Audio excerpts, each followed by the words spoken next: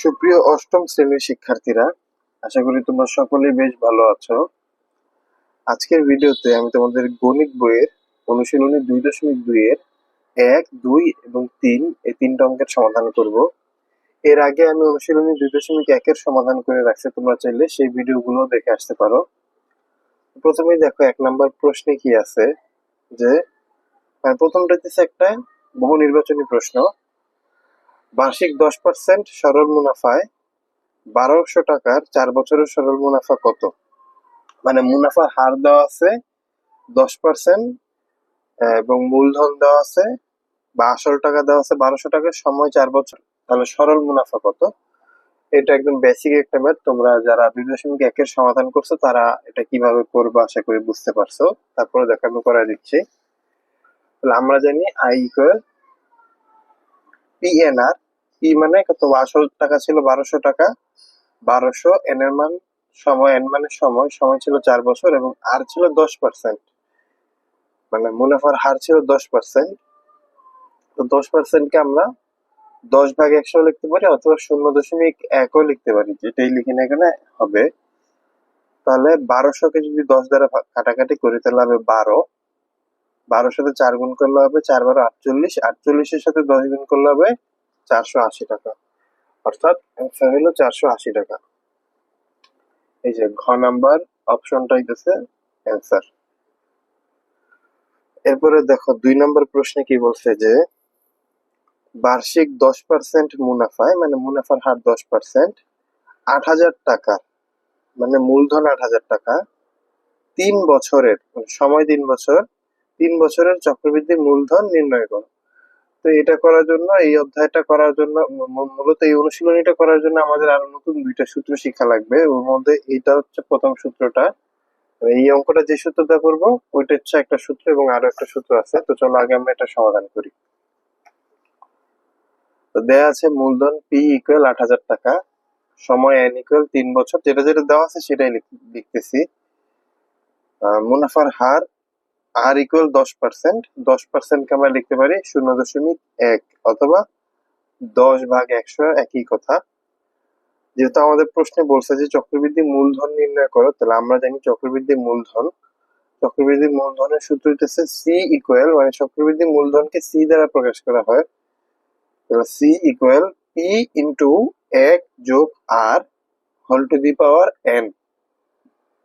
এই সূত্রটা তোমরা একটু মাথায় রাখো, এই সূত্র দিয়ে আমরা আরো ম্যাথ করবো। পি এর মান কত? 8,000 টাকা, অর্থাৎ মানে মূলধন, মূলধন মূলধন 8,000 টাকা। 1 এর 1 লিখলাম, আর এর মান 0.1, 0.1 লিখলাম, এবং whole to the power N ছিল, এন এর মান ছিল কিন্তু 3, মানে সময় 3 বছর ছিল, তাই এন এর মান লিখলাম 3। 8,000 এর 8,000, দেখো 1 এর সাথে 0.1 যোগ যদি করি তাহলে 1.1 হয়, আর উপরে হোল টু দি পাওয়ার 3 আছে, 3 আছে। 8,000 এর 8,000, 1.1 এর উপরে যদি আমরা ক্যালকুলেটারে কিউব বসাই, মানে 1.1 এর উপরে কিউব যদি বসাই ক্যালকুলেটারে, তাহলে যে এই মানটা আসবে, মানে এই দশমিকের পরে 3 ডিজিট পর্যন্তই আসবে, এর বেশি আসবে না। তাহলে 1.331, তাহলে 8,000 এর সাথে যদি আমরা 1.331 গুণ করি তাহলে হবে 10,648 টাকা। অর্থাৎ চক্রবৃদ্ধি মূলধন হইতেছে 10,648 টাকা। প্রশ্নে আমার এটাই চেয়েছে যে চক্রবৃদ্ধি মূলধন নির্ণয় করো। এরপরে দেখো আমরা 3 নম্বর অঙ্কটা সমাধান করব। 3 নম্বর প্রশ্নটা খেয়াল করো, কি বলছে, যে বার্ষিক শতকরা 10 টাকা মুনাফায়, 10 টাকা মুনাফায় বলতে এখানে মুনাফার হার বোঝানো হয়েছে 5,000 টাকার, মানে এখানে মূলধন 5,000 টাকা বা আসল 5,000 টাকা, 3 বছরের, সময় 3 বছর, 3 বছরের সরল মুনাফা। সরল মুনাফা আমরা আগের অনুশীলনীতে করছি। ও চক্রবৃদ্ধি মুনাফার পার্থক্য কত হবে? মানে আমার এই অঙ্কে কি করতে হবে, আগে সরল মুনাফা বের করতে হবে, এরপরে চক্রবৃদ্ধি মুনাফা। সরল মুনাফা আমরা আগের অনুশীলনীতে করছি, যে আই ইকুয়াল পি এন আর, এই সূত্র দিয়ে, এবং মাত্রই 2 নম্বর অঙ্কে আমরা চক্রবৃদ্ধি মূলধন করছি, মানে মূলধন থেকে মুনাফা বের করতে হবে আর কি। তো ওটার পার্থক্য করতে হবে, সরল মুনাফা এবং চক্রবৃদ্ধি মুনাফার পার্থক্য করতে হবে। তো চলো আমরা সেটার সমাধান করি।